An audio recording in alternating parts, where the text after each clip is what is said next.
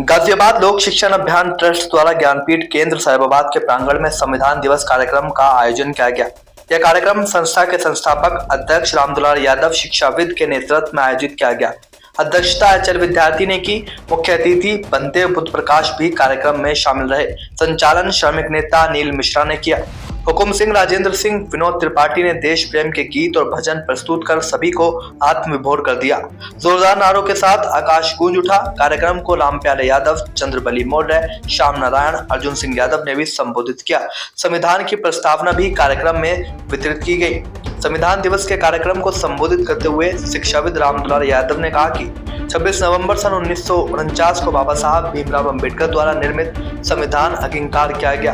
बाबा साहब ने विश्व के सभी संविधानों का अध्ययन कर संविधान की रचना की, जिससे समाज का अंतिम व्यक्ति भी गौरवान्वित हो सके और गरिमापूर्ण जीवन जी सके तथा उसे यह महसूस हो सके कि देश के विकास में हमारा भी महत्वपूर्ण योगदान है।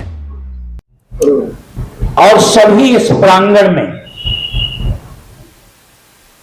ज्ञानपीठ केंद्र में लगातार उपस्थित होकर सभी कार्यक्रम को सफल बनाते हैं। हमारे सभी सदस्य और साथीगण, विद्वानगण, मैं इस अवसर पर आप लोगों का हार्दिक अभिनंदन करता हूं, स्वागत करता हूं कि आप लोग एक जागरूक नागरिक के हैसियत से संविधान दिवस कार्यक्रम में शरीक हुए हैं। सभी वक्ताओं ने आपके बीच में अपनी बात रखी। भारत का संविधान, बाबा साहब डॉक्टर अंबेडकर ने कहा था कि विश्व का सबसे बड़ा संविधान और संपूर्ण संविधान है, जिससे देश, व्यक्ति और समाज का सर्वांगीण विकास होगा और लोग सम्मानजनक, गौरवपूर्ण जीवन जिएंगे और गौरवान्वित होंगे इस संविधान से। लेकिन अगर इस संविधान को संचालित करने वाले लोग जो वर्चस्ववादी हैं, जो अधिनायकवादी हैं, जो यथास्थितिवादी हैं, अगर उनके हाथ में आएगा या कोई जो दुरुपयोग करने वाला शासक होगा इसका दुरुपयोग करेगा तो संविधान एक किताब ही रह जाएगा। बाबा साहब ने आशंका जाहिर की थी। बाबा साहब अंबेडकर ने कहा था कि भारत अशिक्षित है, सबसे पहले शिक्षा का प्रचार प्रसार इस देश के अंदर होना चाहिए। संविधान की अभी प्रस्तावना जब पढ़ी गई थी उसमें क्या था? बाबा साहब डॉक्टर अंबेडकर ने कहा था कि सामाजिक और आर्थिक समानता के बिना राजनीतिक आजादी अधूरी है।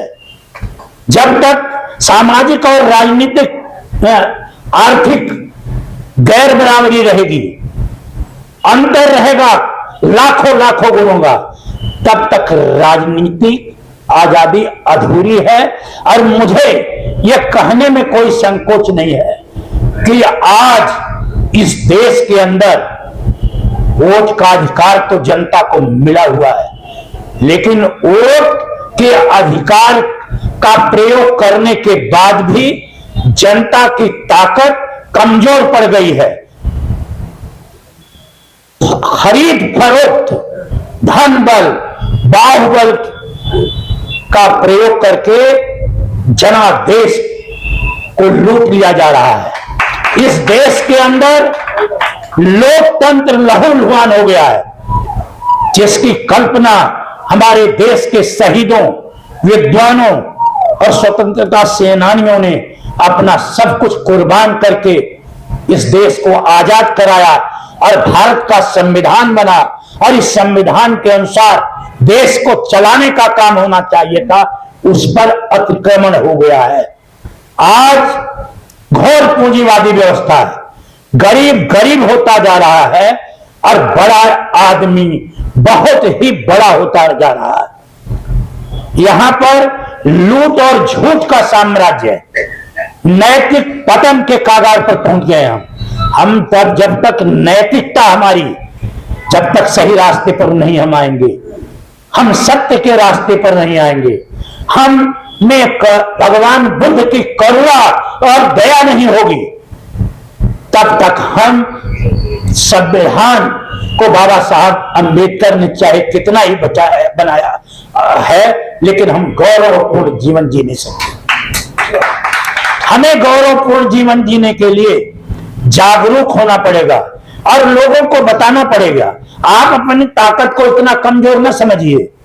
आप कहीं पर भी जाकर अपनी बात बता सकते हैं कि आज स्थिति दयनीय है, महंगाई बढ़ती जा रही है, बेरोजगारी आसमान पर है, भ्रष्टाचार चरम सीमा पर है, देश को लूट लिया जा रहा है, 205 लाख करोड़ इस देश पर कर्जा हो गया है और जो भी पैसा खर्च हो रहा है इंफ्रास्ट्रक्चर पर, कई दर्जन पुल पूरे देश में गिर चुके हैं।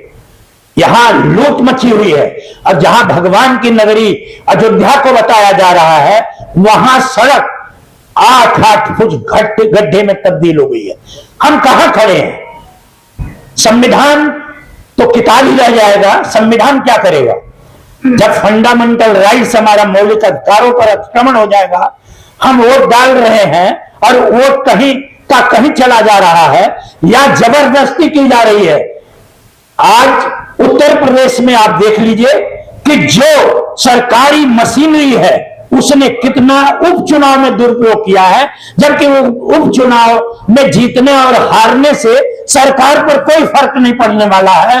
तब भी इतना दुरुपयोग किया गया कि रिवॉल्वर तक तान दी गई है मतदाताओं के ऊपर। तो संविधान कैसे बच सकता है? संविधान बच सकता है जब हम जागरूक रहेंगे, संविधान के अनुसार सोचेंगे, समझेंगे और कार्य करेंगे। आज यह जो कार्यक्रम यहां रखा हुआ है, यह बहुत महत्वपूर्ण कार्यक्रम है और इस देश में जहां भी हो रहा है ये कार्यक्रम, वो महत्वपूर्ण है। लेकिन मेरा इतना कहना है, जो लोग इसे मना रहे हैं वो ईमानदारी पूर्वक इस कार्यक्रम को मनाए। जो बेईमानी करके, हदहारी करके सत्ता और सरकार पर कब्जा कर रहे हैं, उन्हें संविधान दिवस मनाने का कोई अधिकार नहीं है। मैं यह दावे के साथ इस बात को कहता हूं कि बाबा साहब डॉक्टर के अंबेडकर के हम लोग ऋणी हैं कि हमें उन्होंने फंडामेंटल राइट्स दिया, मौलिक अधिकार दिया है, जिसके अंदर हम अपने कर अधिकारों का अगर कोई अतिक्रमण करता है तो उसकी रक्षा के लिए सर्वोच्च न्यायालय जा सकते हैं। बाबा साहब डॉक्टर अंबेडकर ने संविधान मौलिक अधिकारों को की रक्षा के लिए संवैधानिक उपचारों का अधिकार दिया है कि इसको कोई खत्म नहीं कर सकता। तो मेरा इतना आप लोगों से निवेदन है कि हम बहुत अच्छा कार्यक्रम यहाँ पर कर रहे हैं और भंते जी अपना कार्यक्रम आपके बीच में रखेंगे।